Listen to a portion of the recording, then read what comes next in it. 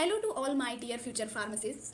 I am Tanya Singh and I heartily welcome to all of you in the pharmacy profession. This video is for all those who are new to pharmacy profession. जैसा कि आप सभी इस profession में नए हैं तो as a mentor मेरी ये रिस्पॉन्सिबिलिटी है कि मैं आपको फार्मेसी से रिलेटेड प्रॉपर गाइडेंस और नॉलेज प्रोवाइड करूं। हम सभी जब किसी नए प्रोफेशन में अपना फर्स्ट स्टेप रखते हैं तो हमारे मन में ढेरों सवाल आते हैं। वैसे ही आप सभी के मन में भी बहुत सारे सवाल होंगे इस प्रोफेशन को लेकर। तो आज के इस वीडियो में मैं उन सभी सवालों के जवाब देने की कोशिश करूंगी। तो ये है फार्मेसी कोर्स से रिलेटेड क्वेश्चंस की लिस्ट। फर्स्ट क्वेश्चन की ओर बढ़ते हैं। फार्मेसी कोर्स क्या है? फार्मेसी एक ऐसा सेक्टर है जिसकी demand day by day increase होती रहेगी। फार्मेसी हेल्थ साइंस की एक ऐसी ब्रांच है जिसके अंदर हम मेडिसिन की प्रिपरेशन, कंपाउंडिंग और डिस्पेंसिंग की स्टडी करते हैं। मेनली हम इसके अंदर प्रिपरेशन, कंपाउंडिंग एंड डिस्पेंसिंग की स्टडी करते हैं। और ये कोर्स हमारा PCI means pharmacy council of India के द्वारा रेगुलेट किया जाता है। फार्मेसी काउंसिल ऑफ इंडिया, इसके द्वारा ये कोर्स हमारा रेगुलेट किया जाता है। सेकंड क्वेश्चन है हमारा, फार्मेसी कोर्स में एंट्रेंस कैसे लें? फार्मेसी कोर्स में एडमिशन लेने के लिए ये सभी क्वालिफिकेशंस होनी चाहिए। पहले तो हमारा जो 12th है वो साइंस स्ट्रीम से होना चाहिए। साइंस स्ट्रीम जिसके अंदर हमारा पीसीबी फिजिक्स केमिस्ट्री मैथ्स या फिर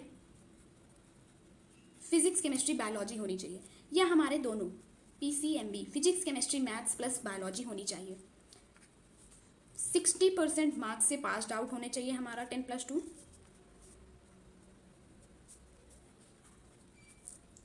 तीसरी चीज, इस कोर्स में एडमिशन लेने के लिए हमें एक कॉमन एंट्रेंस एग्जाम देना होता है। कॉमन एंट्रेंस एग्जाम देना होता है। ये इसका फॉर्म जो होता है फिल होता है फरवरी से लेके मार्च के बीच में, ठीक है। इसका फॉर्म फरवरी और मार्च के बीच में फिल होता है। इसके बाद जब हम इसका फॉर्म फिल कर देते हैं उसके 1 से 2 मंथ के बाद एग्जाम होता है। एग्जाम होने के बाद इसका रिजल्ट आता है और रिजल्ट में काउंसलिंग कराते हैं। काउंसलिंग में मार्क्स के अकॉर्डिंग हमें गवर्नमेंट या प्राइवेट कॉलेज मिलता है। मार्क्स के अकॉर्डिंग हमें गवर्नमेंट या प्राइवेट कॉलेज हमें प्रोवाइड होता है, या कुछ कॉलेज हमारे डायरेक्ट एडमिशन भी कराते हैं, ठीक है, डायरेक्ट एडमिशन भी लेते हैं, या फिर कॉलेज के खुद के एग्जाम्स होते हैं, अपने खुद के एग्जाम कराते हैं, कॉलेज ओन एग्जाम्स, ठीक है। इस बेस्ड पर हमारा कॉलेज में एडमिशन होता है फार्मेसी कोर्स के लिए। तीसरा क्वेश्चन है हमारा, फार्मेसी के अंदर कौन कौन से कोर्स आते हैं? अगर हम बात करें कि फार्मेसी के अंदर हमारे कौन कौन से कोर्स होते हैं तो वो मेनली हमारे 3 बड़े कोर्स आते हैं। एक तो डी फार्म, दूसरा हमारा बी फार्म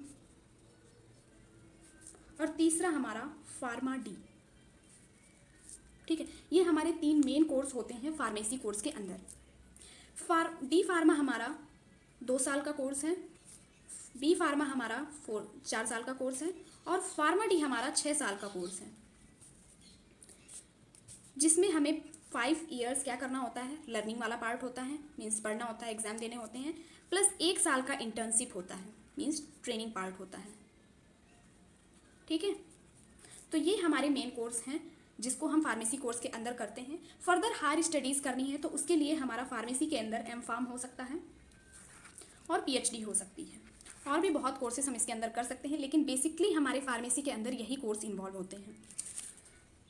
फोर्थ क्वेश्चन है हमारा, कौन सा फार्मेसी कोर्स बेस्ट है, डी फार्म या बी फार्म? अगर हम कोर्स में उसके कैरियर स्कोप, उसकी एम्प्लॉयमेंट अपॉर्चुनिटी के बारे में बात करेंगे तो आप खुद सेलेक्ट कर सकते हैं कि डी फार्म या बी फार्म कौन सा आपके लिए बेस्ट रहेगा। अगर हम डी फार्मा की बात करें तो डी फार्म पहले तो हम जानते हैं 2 साल का कोर्स है और बी फार्मा हमारा 4 साल का कोर्स है। डी फार्मा जो है ये डिप्लोमा इन फार्मेसी है, मीन्स फार्मेसी कोर्स में हमें इसमें डिप्लोमा मिलेगा, लेकिन ये एक बैचलर कोर्स है, ठीक है, जिसमें हमें ग्रेजुएशन मिल जाएगा, मीन्स ग्रेजुएशन कोर्स है, ठीक है। तो हम इसमें किसी भी जॉब के लिए अप्लाई कर सकते हैं। अगर हम इसमें बात करें स्कोप की या जॉब अपॉर्चुनिटी की, तो वो ये है कि हम इसमें एक तो फार्मासिस्ट बन सकते हैं, किसी भी गवर्नमेंट कॉलेज, किसी भी गवर्नमेंट हॉस्पिटल के अंदर या किसी भी गवर्नमेंट क्षेत्र में हम एज अ फार्मासिस्ट वर्क कर सकते हैं। दूसरी चीज़, इसमें हमें लाइसेंस मिल जाता है जिससे हम खुद का फार्मेसी बिजनेस या मेडिकल स्टोर फार्मेसी ओपन कर सकते हैं। ठीक है, तो ये हमारी अपॉर्चुनिटी है डिप्लोमा कोर्स की।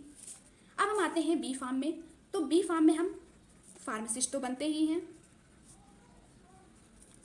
ड्रग इंस्पेक्टर का भी हमें पोस्ट हो सकता है इसमें। ठीक है, इसके लिए भी हम अप्लाई कर सकते हैं। सेल्स प्लस मैन्युफैक्चरिंग, मतलब हम अपना फार्मेसी बिजनेस भी कर सकते हैं जहाँ पर हम दवा को बेच सकते हैं, मीन्स अपना मेडिकल स्टोर ओपन कर सकते हैं, या फिर हम ड्रग की मैन्युफैक्चरिंग भी कर सकते हैं। इसके लिए हमारा इंडस्ट्री सेक्टर भी आ गया जहाँ पर हमारी ड्रग की मैन्युफैक्चरिंग होती है। ठीक है, तो यहाँ पर भी हम वर्क कर सकते हैं। इसके अलावा भी, क्योंकि ये एक ग्रेजुएशन कोर्स है, बच्चा इसमें ग्रेजुएट हो जाता है, तो इसमें हम लोग किसी भी कॉम्पिटिटिव एग्जाम्स को कर सकते हैं। अब हम बात करेंगे क्या फार्मेसी गर्ल्स के लिए एक गुड ऑप्शन है। जी हाँ, जरूर। जैसे कि हमारी सोसाइटी में एक मिथ है कि pharmacy isn't a good career for the girls, but actual में ऐसा नहीं है। अगर गर्ल्स इस कोर्स को करना चाहती हैं तो वो एक बहुत अच्छा ऑप्शन है उनके लिए, क्योंकि बी फार्मा के बाद वो हायर स्टडी भी कर सकती हैं। हायर स्टडीज़ में जैसे कि हमारा एम फार्मा आ सकता है, एम टेक हो सकता है, MBA हो सकता है, ठीक है, या फिर और भी PhD हो सकता है हमारा। तो हम हायर स्टडीज़ के लिए भी जा सकते हैं।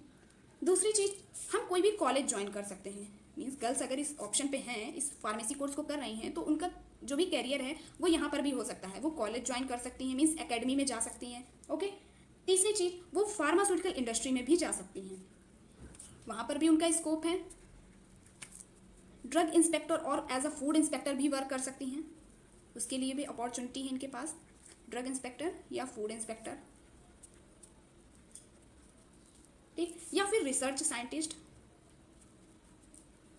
तो गर्ल्स के लिए इस कोर्स में बहुत सारी अपॉर्चुनिटी हैं, इसलिए ये कैरियर गर्ल्स के लिए बहुत ही अच्छा है। 6th क्वेश्चन है हमारा, फार्मेसी की इम्पोर्टेंस क्या है। फार्मेसी की इम्पोर्टेंस हमारी डेली लाइफ में बहुत ज़्यादा है।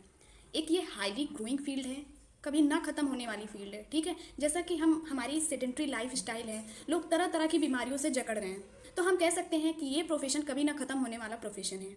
फार्मेसी कितनी इंपॉर्टेंट है हमारी डेली लाइफ में, ये हम अपने पैंडमिक के टाइम में ही समझ गए होंगे, क्योंकि लॉकडाउन जैसे वक्त पर भी हमारी सिर्फ फार्मेसी ओपन होती थी। ठीक है, तो इसका अंदाज़ा तो हम अपने कोविड-19 या कोरोना वायरस जब आया था उस टाइम पे ही, उस पैंडमिक में ही उसका अंदाज़ा हम लगा सकते हैं। जो फार्मासिस्ट होते हैं वो मेनली पेशेंट को एजुकेट करते हैं और हमें लाइफ सेविंग ड्रग्स जो भी होती हैं उन्हें प्रोवाइड करके लोगों की लाइफ को सेव करते हैं। 7th क्वेश्चन है हमारा, फार्मेसी कोर्स के बाद कैरियर स्कोप क्या है। जैसा कि हमने आपको पहले ही बताया कि इसमें हमारे बहुत सारे कैरियर स्कोप हैं और ये डिपेंड करता है हमारे कोर्स पर कि हमने डी फार्म किया है या फिर बी फार्म किया है। अगर डी फार्म या बी फार्म किया है तो हम दोनों ही कैटेगरी में फार्मासिस्ट बन सकते हैं। डी फार्म किया है तो वहाँ पर हम as a pharmacist government hospitals में, ठीक है, या गवर्नमेंट सेक्टर में कहीं भी एज अ फार्मासिस्ट वर्क कर सकते हैं। लाइसेंस मिल सकता है हमें, तो हम अपनी एक फार्मेसी ओपन कर सकते हैं, खुद का फार्मेसी बिजनेस कर सकते हैं। बी फार्मा में हमें एक ग्रेजुएशन डिग्री मिलती है जिसके थ्रू हम बहुत सारे कॉम्पिटिटिव एग्जाम्स दे सकते हैं और उनमें जॉब अपॉर्चुनिटी ले सकते हैं। एज अ फार्मासिस्ट हम वर्क कर सकते हैं किसी भी गवर्नमेंट हॉस्पिटल में या किसी भी गवर्नमेंट सेक्टर में। Drug inspector, sales plus manufacturing, हम जो भी ड्रग्स हैं उनको सेल भी कर सकते हैं, उनकी मैन्युफैक्चरिंग भी कर सकते हैं बी फार्म के कोर्स में। फार्मेसी बिजनेस भी कर सकते हैं, खुद का एक मेडिकल स्टोर, खुद की एक फार्मेसी भी ओपन कर सकते हैं। इंडस्ट्री सेक्टर में भी इसका बहुत अच्छा रोल है। एज अ फार्मास्यूटिकल साइंस में अगर और भी फर्दर हमें इंटरेस्ट है, आगे स्टडी करते हैं, तो एज अ साइंटिस्ट हम as a scientist, research scientist वहाँ पर वर्क कर सकते हैं। तो कैरियर स्कोप इसका बहुत अच्छा है और जैसा कि ये बहुत ही ग्रोइंग फील्ड है तो इसके स्कोप जो हैं दिन ब दिन बढ़ते ही रहेंगे। फार्मासिस्ट का वर्क क्या होता है, 8th क्वेश्चन है हमारा। तो फार्मासिस्ट का वर्क अगर हम देखें तो फार्मासिस्ट जो होते हैं वो एक हेल्थ केयर प्रोफेशनल होते हैं, ठीक है, जो हमें मेडिसिन प्रोवाइड करते हैं, क्वालिटी ऑफ मेडिसिन प्रोवाइड करते हैं, हमें समझाते हैं कि कैसे किसी भी मेडिसिन को यूज़ करना है, किसी भी मेडिसिन को खाना है, एडमिनिस्टर करना है, या फिर बहुत सारी सर्विस प्रोवाइड करते हैं। किसी भी ड्रग की टेस्टिंग करनी है, क्वालिटी टेस्टिंग करनी है, किसी भी ड्रग को, मान लो कोई गवर्नमेंट हॉस्पिटल है, वहाँ पर फार्मासिस्ट है, वो ड्रग को स्टोर करता है, तो ये सारे काम तो एक फार्मासिस्ट ही करते हैं। हमें इन्फॉर्मेशन प्रोवाइड करते हैं कि जो भी हम ड्रग ले रहे हैं उसका करेक्ट डोजेस फॉर्म क्या है, उसके साइड इफेक्ट क्या है, सारी डिटेल हमें एक फार्मासिस्ट ही देते हैं, और यही एक फार्मासिस्ट का वर्क होता है। 9th क्वेश्चन है हमारा, इस कोर्स को करने के लिए कितनी फीस आती है, मीन्स इस कोर्स को अगर हमें करना है तो कितनी फीस हमें यहाँ पर लगेगी। फीस की बात करें तो ये हमारी डिफ़र करती है कॉलेज टू कॉलेज।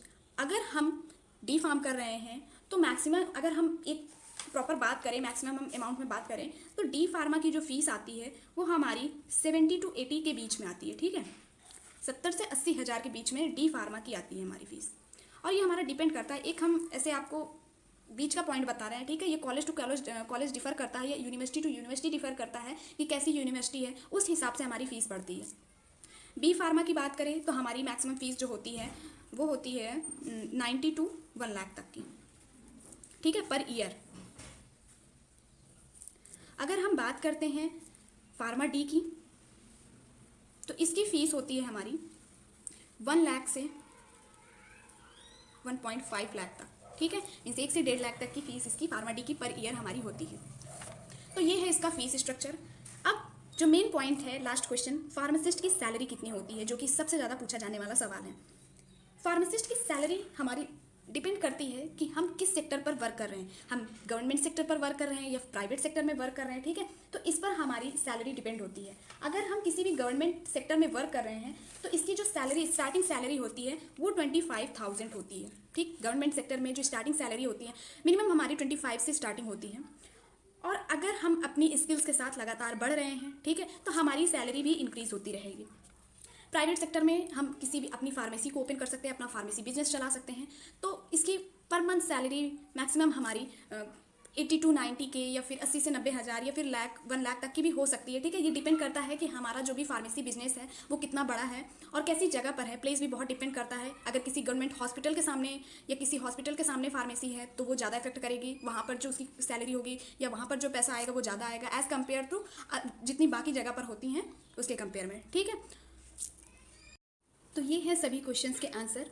यदि आपको बी फार्मा डी फार्मा की सेपरेट वीडियो चाहिए या फिर और क्वेश्चंस हैं फार्मेसी कोर्स से रिलेटेड तो आप कमेंट करें, मैं ट्राई करूँगी सभी क्वेश्चंस के आंसर देने की। आई होप ये वीडियो आपके लिए हेल्पफुल होगी, और यदि आपको वीडियो पसंद आती है तो चैनल को लाइक, शेयर एंड सब्सक्राइब करें और बेल आइकन को जरूर प्रेस करें ताकि नए वीडियो की नोटिफिकेशंस आपको मिलती रहें।